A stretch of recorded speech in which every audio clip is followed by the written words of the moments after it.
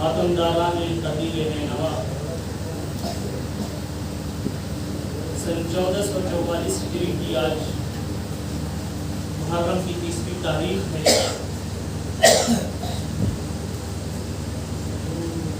شہزادی کونین کی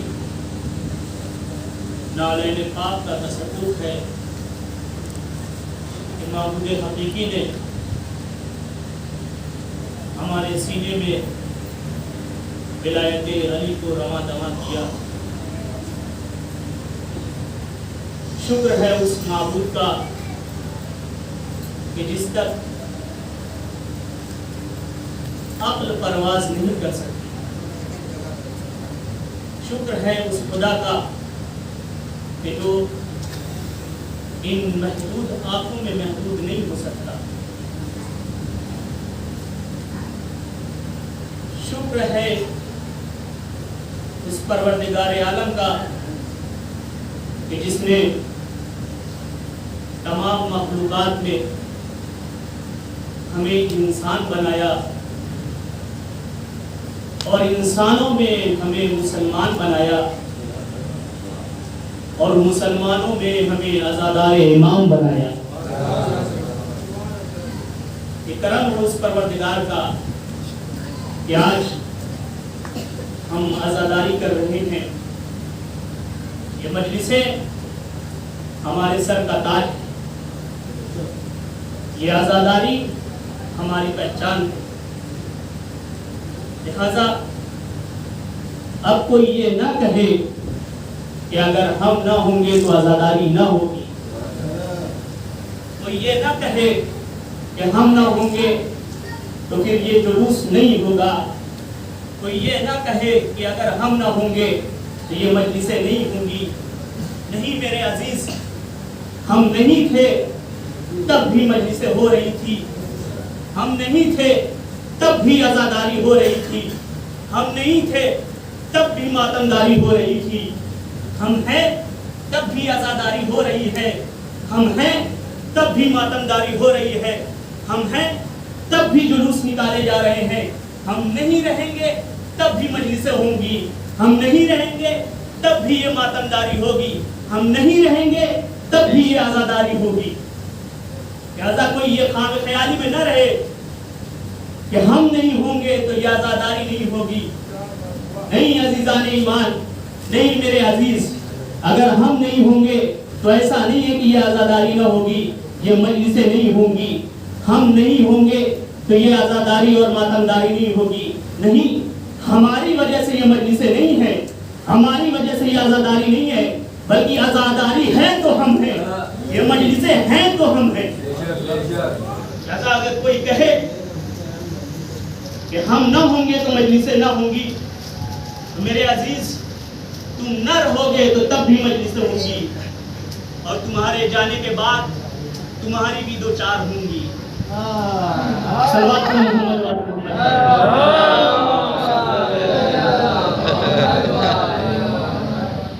یہ عزاداری ہمارا شعار ہے. ہمیں عزاداری کہاں سے ملی؟ عزیزو، یہ عزاداری اہل معرفت سے پوچھیں. جب اہل معرفت نے اس منزل کو دیکھا، جب معرفت والوں نے اس منزل کو پہچانا، تو آیت اللہ بہجت نے یہی کہا ایک شخص سے کہ دیکھو کہ جب بھی تم مجلس حسین میں جانا اور اگر کوئی تم سے پوچھے کہ کہاں جا رہے ہو تو یہ نہ کہنا کہ میں مجلس جا رہا ہوں، بلکہ یہ کہنا کہ میں کربلا جا رہا ہوں. معرفت کہاں سے آتی ہے یہ اہل عرفہ بتائیں گے، جن کے پاس عرفان ہے کہ عزاداری ہے کیا. یہ عزاداری پیشین گوئی ہے پیغمبر اسلام کی.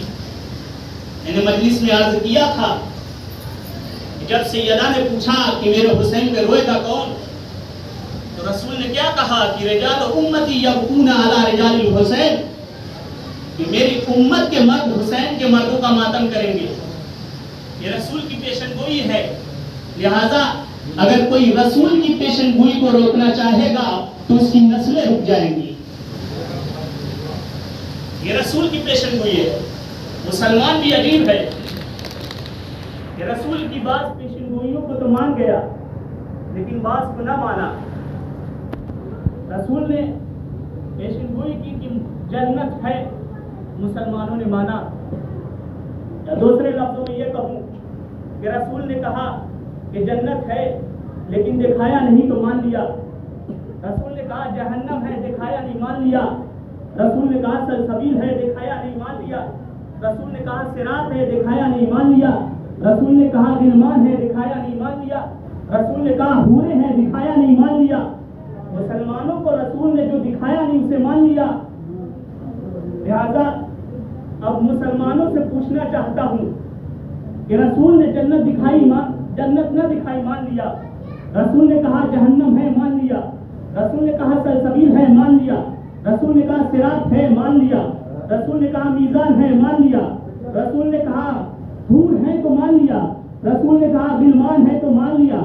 عجیب مسلمان ہو جسے رسول نے صرف دکھایا نہیں بلکہ کہا مان لیا، لیکن جسے رسول نے 1.25 لاکھ کے مجمع میں صرف بتایا نہیں بلکہ ہاتھوں سے بلند کر کے کہا بھی، دکھایا بھی. من کنت مولا ہو فہذا علی مولا.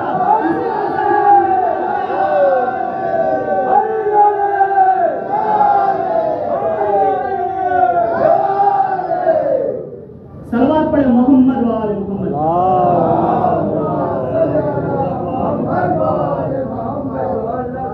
یہ پیشن گوئی ہے پیغمبر اسلام کی. اور مسلمانوں کی عقلوں کا کیا کہنا. خدا نے عقل دی، اس کا بھی صحیح استفادہ نہ کیا. لہذا میں نے جس قرآن مجید کی آیت کی تلاوت کی ہے، پروردگار عالم ارشاد فرماتا ہے کہ اے میرے حبیب، ان مسلمانوں سے کہہ دو لا اسألکم علیہ اجرا، کہ میں اپنی رسالت کی اجر تم سے کچھ نہیں چاہتا، الا المودۃ فی القربى، مگر یہ کہ تم میرے قرابت داروں سے محبت کرو، میرے قربا سے مودت کرو. عزیزو، اگر آج کوئی دنیا میں ہے جو اس آیت کی عملی تفسیر کر رہا ہے تو وہ مکتب تشیع ہے. یہ مجلس اجر رسالت ہے، یہ مجلس اجر نبوت ہے. قرآن ایسے ہی نہیں کسی چیز کو بیان کرتا. یہ صاف آیت قرآن میں بیان کی پروردگار عالم نے. قرآن ہے کیا؟ قرآن وہ کتاب ہے اور وہ محکم کتاب ہے کہ جس کو پروردگار عالم نے اپنے حبیب کے سینے پہ نازل کیا. نازل کرنے کے بعد کہا تبارک الذی نزل الفرقان علی عبدہ لیکون للعالمین نذیرا. بابرکت ہے وہ ذات کہ جس نے فرقان کو اور قرآن کو نازل کیا اور اسے عالمین کے لیے رحمت اور نذیر بنا کر بھیجا. اس قرآن کی عظمت کیا ہے؟ پروردگار عالم ارشاد فرماتا ہے کہ اے مسلمانوں یاد رکھو کہ لو انزلنا هذا القرآن على جبل لرأيته خاشعا متصدعا من خشية الله، کہ اگر ہم اس قرآن کو کسی پہاڑ پر نازل کرتے تو وہ پہاڑ خوف خدا سے ریزہ ریزہ ہو جاتا. لہذا اے مشرکین مکہ، اے کفار مکہ، تم یہ نہ سمجھنا کہ یہ کسی بشر کا کلام ہے، یہ نبی کا کلام ہے، بلکہ ان کنتم فی ریب مما نزلنا علی عبدنا فاتوا بسورۃ من مثلہ، کہ اگر تمہیں یہ گمان ہے کہ یہ قرآن کسی بشر کا کلام ہے تو اگر تمہارے اندر ہمت ہے تو تم قرآن کے کسی سورے کا جواب لا سکو. اگر تمہارے اندر یہ ہمت ہے تو تم قرآن کے کسی سورے کا جواب لاؤ. تاریخ نے لکھا ہے، مفسرین نے بھی لکھا ہے، جب یہ آیت نازل ہوئی ایک مرتبہ پیغمبر اسلام نے اصحاب سے کہا کہ ایک تختی لائی جائے. پیغمبر اسلام نے تختی منگوائی، تختی پر سورہ کوثر کو لکھا. لکھنے کے بعد خانہ کعبہ کی دیوار پہ آویزہ کر دیا. عزیزان محترم، پروردگار عالم نے سورہ کوثر کو اس لیے نازل نہیں کیا کہ میرے حبیب تم اس کے ذریعے مشرکین کے ساتھ چیلنج کرو نہیں، یہ بصیرت پیغمبر تھی کہ پیغمبر اسلام نے تمام سوروں میں سورہ کوثر کا انتخاب کیا، لہٰذا آج تک کفار اس بات کا جواب نہ لا پائے۔ اما جب دنیا 1400 سال سے ایک مختصر سا سورہ کوثر کا جواب نہ لا سکی تو ساتھی یہ کوثر کا جواب کیا لا پائے گی؟ صلوات پڑھے محمد والے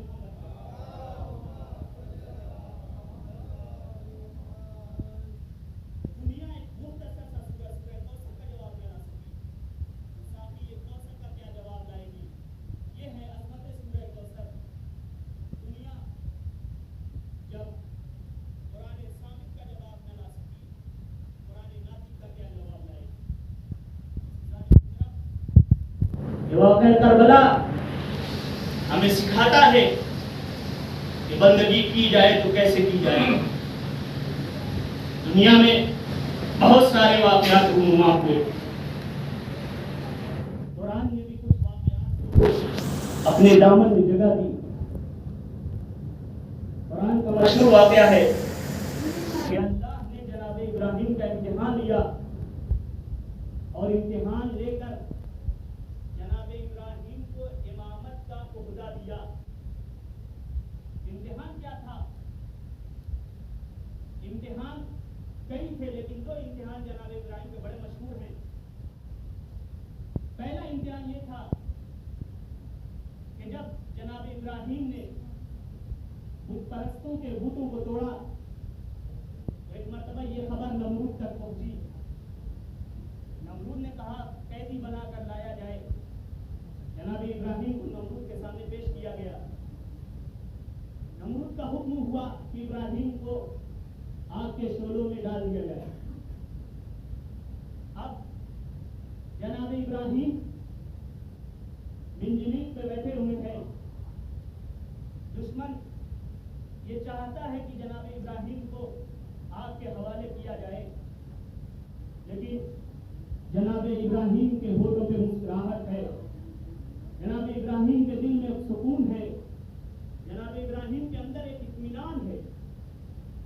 یہ ایک امتحان تھا جناب ابراہیم کا، لیکن ایک اور امتحان ہے جسے آج بھی دنیا اس یاد کو تازہ کرتی ہے۔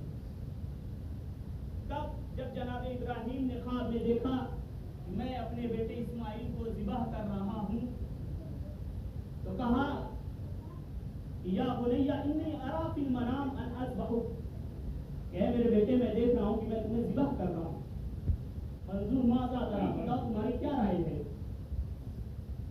ایک مرتبہ جناب اسماعیل کا جواب تھا کہ اے بابا، اللہ کی جانب سے جو حکم ہوا ہے اس پہ عمل کریں، انشاءاللہ آپ مجھے صبر کرنے والے میں سے پائیں گے۔ تاریخ نے لکھا جناب ابراہیم اسماعیل کو لے کے چلے، چلنے کے بعد ایک جگہ پہنچے، اسماعیل کو لٹایا، آنکھوں پہ پٹی باندھی، چاہا کہ خنجر پھیرے۔ دو یہ امتحان تھے، ایک جگہ وہاں جہاں ابراہیم کو آگ میں ڈالا جا رہا تھا، ایک جگہ یہاں جب ابراہیم خنجر پھیر رہے ہیں۔ دونوں امتحان میں بڑا فرق نظر آیا۔ وہاں جہاں ابراہیم کو نارے نمرودی میں ڈالا جا رہا تھا، ابراہیم کو ہونٹوں پہ مسکراہٹ تھی، ابراہیم کے دل میں سکون تھا، ابراہیم مطمئن تھے، لیکن یہاں جب بچے کے گلے پہ چھری پھیرنا ہے تو ابراہیم کے ہاتھوں میں لرزہ ہے، ابراہیم کانپ رہے ہیں، ابراہیم کے ہاتھوں میں راشا ہے۔ عرض کروں گا ابراہیم، دونوں امتحان آپ نے دیے، مگر بڑا فرق ہے دونوں امتحان میں۔ وہاں سکون تھا، وہاں اطمینان تھا، وہاں مسکراہٹ تھی، یہاں خوف ہے، یہاں لرزہ ہے۔ آخر وجہ کیا ہے؟ ابراہیم نے کہا نادان تجھے نہیں پتا، وہ وقت جب مجھے نمرودی آگ میں پھینکا جا رہا تھا اس وقت میرے سرب میں محمد و آل محمد کا نور تھا جو مجھے اطمینان بخش رہا تھا، لیکن یہاں پہ جب میں اپنے بیٹے کے گلے پہ چھری چلا رہا ہوں وہ نور میرے بیٹے میں منتقل ہو گیا، لہذا مجھے لرزہ ہے، مجھے خوف ہے۔ تو عزیزان محترم پتا چلا کہ جہاں نور آل محمد ہو، نور محمد ہو، وہاں اطمینان پایا جاتا ہے۔ لہذا اب فلسفہ سمجھے کہ جب ہمارا کوئی اپنا مرتا ہے تو ہم مجلس عزا برپا کیوں کرتے ہیں؟ اب فلسفہ سمجھے آپ کہ جب ہم مجلس عزا برپا کرتے ہیں اپنے مرنے والوں کی تو کیوں کرتے ہیں؟ تاکہ اس مجلس سے ہمیں سکون ملے. لہذا یہ ایک واقعہ تاریخ نے نقل کیا ہے، قرآن نے بھی اس واقعے کو لکھا. آج واقعات پہلے بھی رونما ہوئے، آج بھی رونما ہو رہے ہیں اور آنے والے قیامت تک رونما ہوتے رہیں گے. لیکن آخر کیا وجہ ہے کہ جس آب و تاب کے ساتھ واقع کربلا زندہ ہے ویسی رمق کسی اور واقعے میں نہیں ملتی. ابتدائے آفرینش سے آج تک صفحہ کرتاس پہ جتنی بھی واقعات رونما ہوئے سب کچھ نہ کچھ دن کے بعد ختم ہو گئے. جیسے ہڑپا کا واقعہ، نیپولین کا واقعہ، آپ دیکھیں کہ کب تک یہ باقی رہا، 1 صدی تک، نصف صدی تک، 10 سال تک اس کے اثرات تو رہے، لیکن زمانے کے چلتے چلتے یہ واقعات ختم ہو گئے. اس کی وجہ کیا ہے؟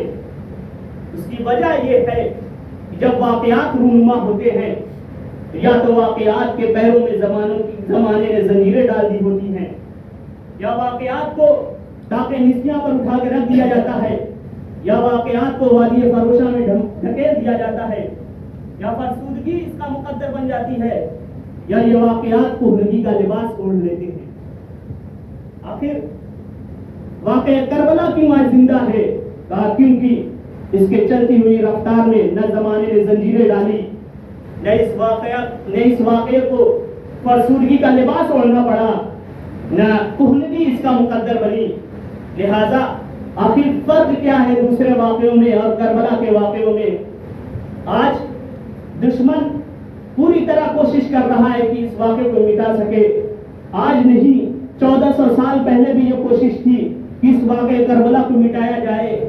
بنی امیہ اور بنی عباس اور جتنے بھی ظالمان و حاکمان ہیں سب نے اپنی حکومت کے دہانے کھول دیے کہ اس واقعات کو مٹایا جائے. لیکن آخر کیا وجہ ہے کہ واقعہ کربلا آج بھی زندہ ہے اور آج بھی پائندہ ہے؟ کہنے والوں نے کہا کیونکہ واقعات لکھے جاتے ہیں تو قلم کا سہارا لیا جاتا ہے، کاغذ کا سہارا لیا جاتا ہے، روشنائی کا سہارا لیا جاتا ہے.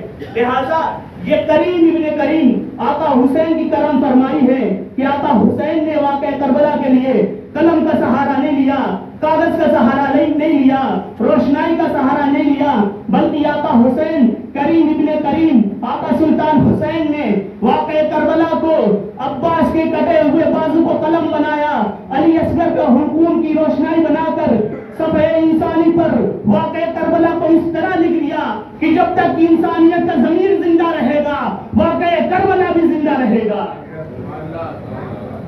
یہ واقعہ حسین نے کسی قلم کے سہارے نہیں لکھا، کسی کاغذ کے سہارے نہیں لکھا، کسی روشنائی کے سہارے نہیں لکھا، بلکہ یہ واقعہ حسین نے لکھا ہے تو عباس کے کٹے ہوئے بازو کو قلم بنایا ہے. علی اصغر کے گلے کو حلقوم کو روشنائی بنا کر انسانیت کے ضمیر پر اس واقعے کو ایسے تحریر کیا کہ واقعہ کربلا آج بھی زندہ اور پائندہ ہے. عزیزو، یہ مجلسیں ہیں جو ان واقعوں کو زندہ کرتی ہیں. تاریخ اسلام میں بے پناہ واقعہ ملتا ہے. آخر لوگ مجلسوں کے مخالف کیوں ہیں؟ کیونکہ یہ مجلسیں ان واقعات کو زندہ رکھتی ہیں. کیونکہ دشمن کو پتا ہے کہ مجلسوں میں بزم رسول ذکر ہوتا ہے، اور جب بزم رسول ذکر ہوتا ہے تو یہ بھی ذکر ہوتا ہے کہ رسول نے بزم سے کس کو بھگایا. جب یہ مجلسیں ہوتی ہیں تو پھر احد کا بھی ذکر ہوتا ہے، اور جب احد کا ذکر ہوتا ہے تو یہ بھی ذکر ہوتا ہے کہ رسول کو تنہا چھوڑ کر کون بھاگا. مجلسیں ہوتی ہیں، خندق کا بھی ذکر ہوتا ہے، اور جب خندق کا ذکر ہوتا ہے تو یہ بھی ذکر ہوتا ہے کہ عمر بن عبدالود کو کس نے مارا. یہ مجلسیں ہوتی ہیں تو خیبر کا بھی ذکر ہوتا ہے، اور جب خیبر کا ذکر ہوتا ہے تو یہ بھی ذکر ہوتا ہے کہ رسول نے علم کس کو دیا. جنگ خیبر ہے کیا؟ لوگ کہتے ہیں کہ رسول اسلام نے خیبر پر پہل کی. نہیں عزیزو، پیغمبر اسلام نے جب بھی جنگ کی تو اپنے دفاع کے لیے کی، پہلے حملہ نہیں کیا. لیکن جنگ خیبر کا معاملہ کیوں الٹا ہوا ہے؟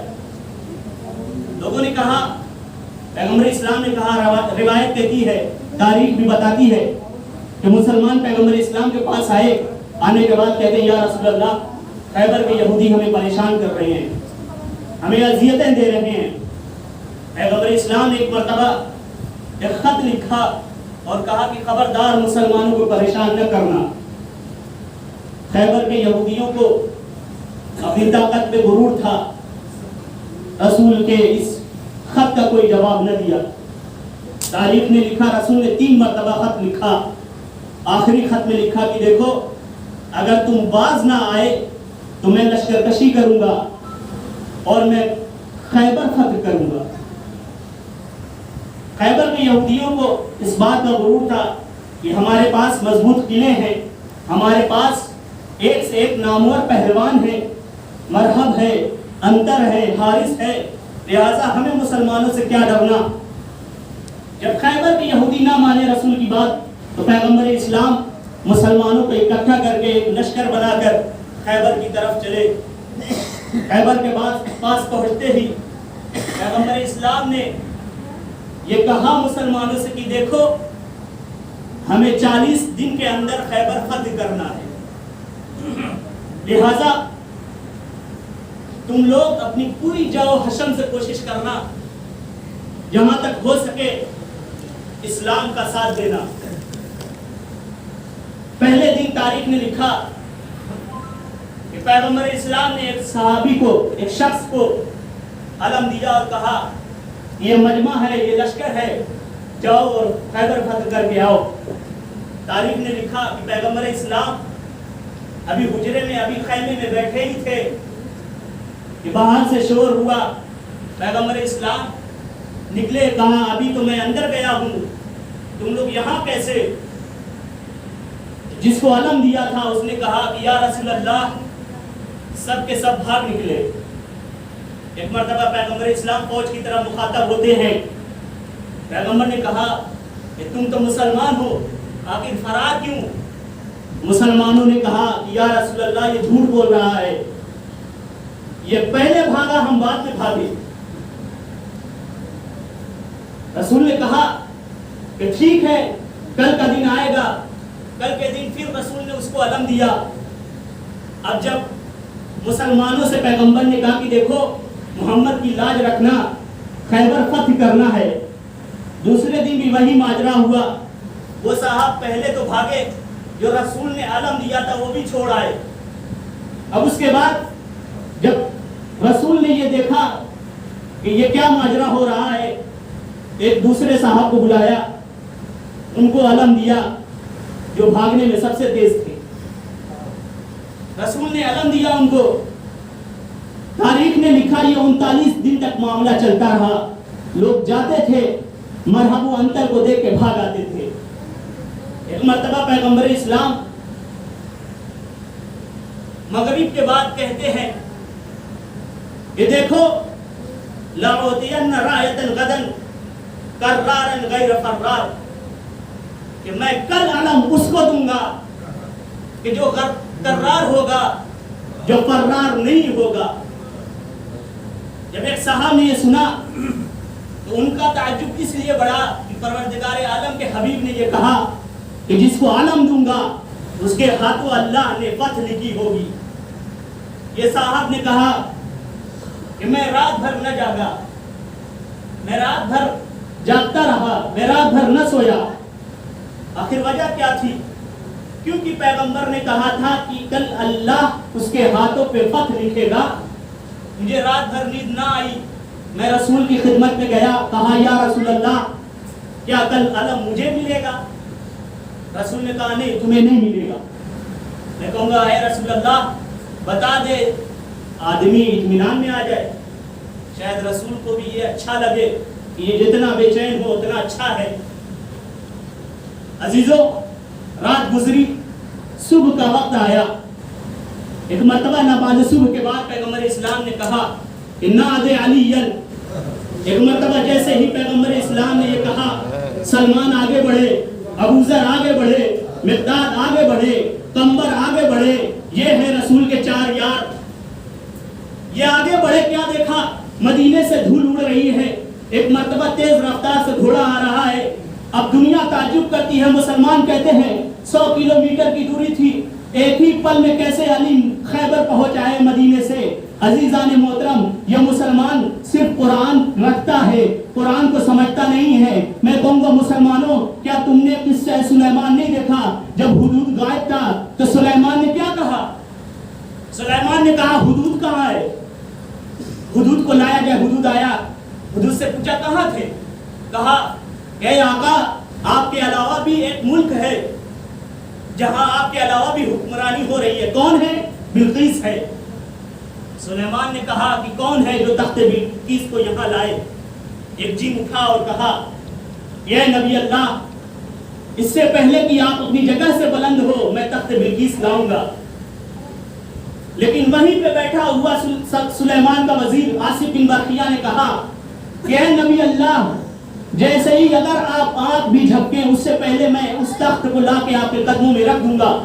یہ آصف بن برقیہ کون ہے؟ کہا یہ آصف بن برقیہ وہ ہے کہ جس کے پاس علم من الکتاب تھا، جس کے پاس قرآن کا تھوڑا علم تھا، وہ جس کے پاس قرآن کا تھوڑا علم ہو، اگر وہ تخت بلقیس کو لا کر پل بھر میں سلیمان کے قدموں میں لا سکتا ہے، تو وہ جس کے پاس قرآن کا پورا علم ہو، اگر وہ مدینے سے خیبر پل بھر میں آ جائے تو مسلمان تعجب کرتا ہے۔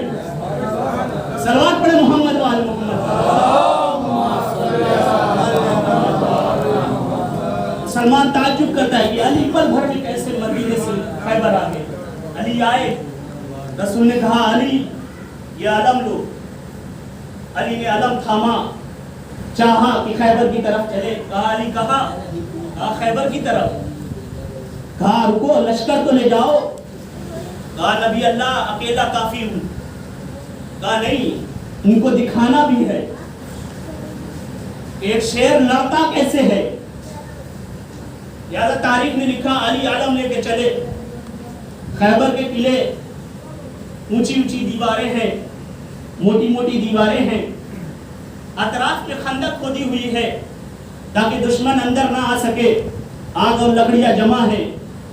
ایک مرتبہ اونچائی پہ مرحب کھڑا ہے، ساتھ میں ایک نجومی ہے۔ مرحب نے کہا یہ کون ہے؟ یہ تو نیا چہرہ لگ رہا ہے۔ نجومی نے کہا ہاں، کل تک تو جو آ رہے تھے بھاگ رہے تھے، آج یہ کوئی نئے چہرے والا لگ رہا ہے۔ تاریخ نے لکھا ہے کہ علی خیبر کے دروازے کے پاس پہنچے، علم کو اٹھایا، پتھر میں گاڑ دیا۔ مرحب دیکھ کے بڑا تعجب ہوا، یہ کون ہے؟ نجومی نے کہا کہ اس میں اس کا کمال نہیں ہے، بلکہ آسمان پہ ایک برج ہے، جب وہ ایک ستارے کے سامنے آتا ہے تو پتھر موم ہو جاتا ہے۔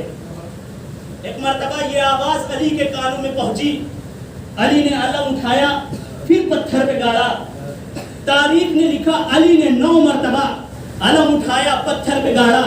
جب 9 مرتبہ ہو گیا تو وہ نجومی حیران ہو گیا، مرحب سے کہا یہ کوئی اور نہیں ہے، یہ کوئی خدا کا نیک بندہ لگ رہا ہے، یہ کوئی خدا کی عجیب مخلوق ہے۔ کہا کیا ہوا؟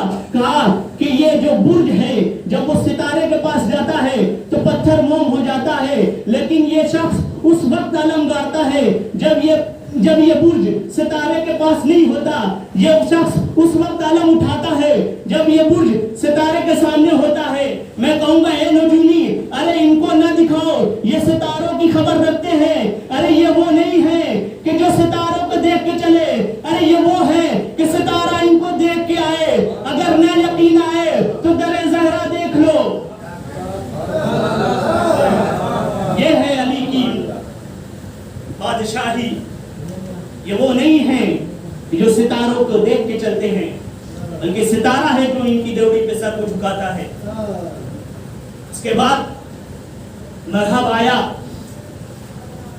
امام علی نے کہا کہ اگر اسلام کی دعوت قبول کرنا چاہو تو قبول کرو۔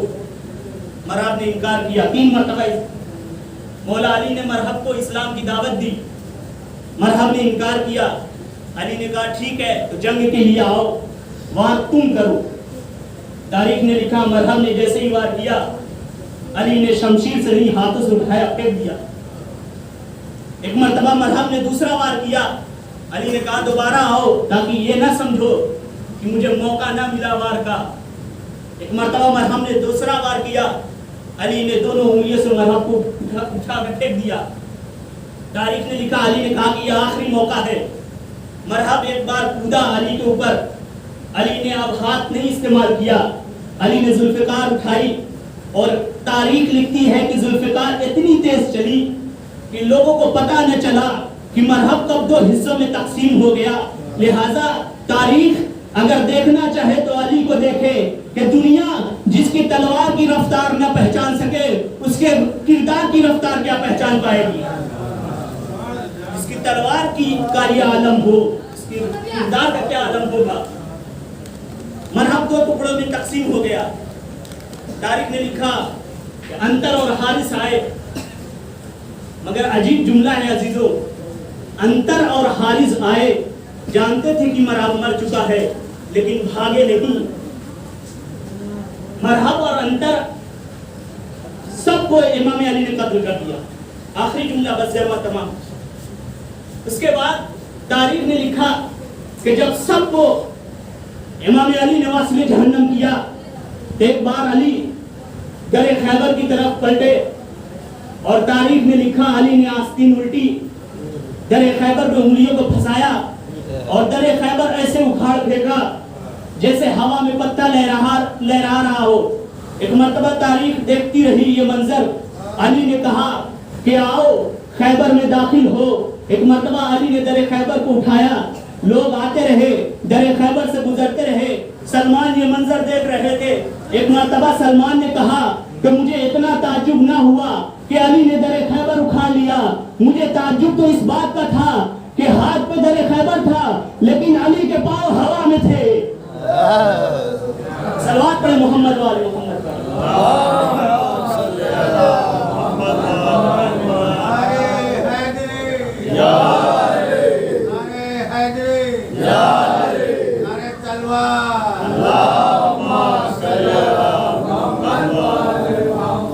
جس کے پاؤں ہوا کے گوشت ہوں اسے علی کہتے ہیں۔ ارباب اعضاء، ایک جوان ہے جو خیبر میں رسول کی نصرت کے لیے آیا، ایک کربلا میں بھی جوان ہے، جو آنے کے بعد کہتا ہے کہ بابا مجھے بھی مرنے کی اجازت دیں۔ تاریخ نے لکھا ہے امام حسین نے کہا کہ اے بیٹا علی اکبر، جس نے تجھے پالا ہے جا کے اس سے اجازت لے۔ جناب علی اکبر پھوپھی اماں کے پاس آتے ہیں، کہتے ہیں پھوپھی اماں مجھے مرنے کی اجازت دے۔ ایک بار زینب نے اکبر کا چہرہ دیکھا، کہا اے لال کیا تجھے اسی دن کے لیے میں نے پالا؟